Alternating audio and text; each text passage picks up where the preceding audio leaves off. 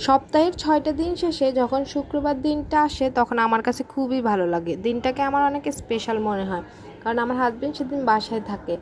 আমাদের কিছু সুন্দর সুন্দর মুহূর্তও কাটে। এরপর আমরা প্ল্যানিং করি সারাদিন কি করব, কোথায় ঘুরতে যাব, কি কি খাবো, কি কি রান্না করব, সব নিয়ে প্ল্যানিং চলে।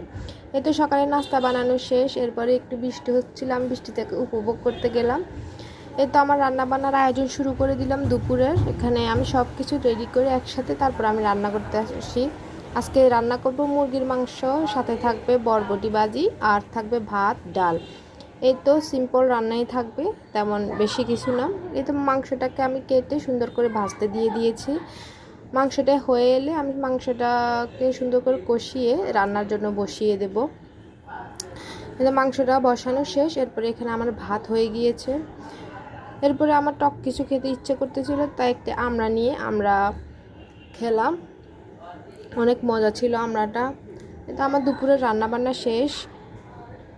আমার রান্নাবান্নাগুলো কেমন লাগলো কমেন্ট করে জানাবেন। আর হচ্ছে আমার ছোটোবেলার একটা ইমোশন ছিল টম অ্যান্ড জেরি, যেটা একটু দেখলাম ছেলে মেয়েদের সাথে। এরপর বিকেলে খাওয়ার জন্য একটু ডেজার্ট তৈরি করলাম। আমার ভিডিওটা কেমন লাগলো কমেন্ট করে জানাবেন।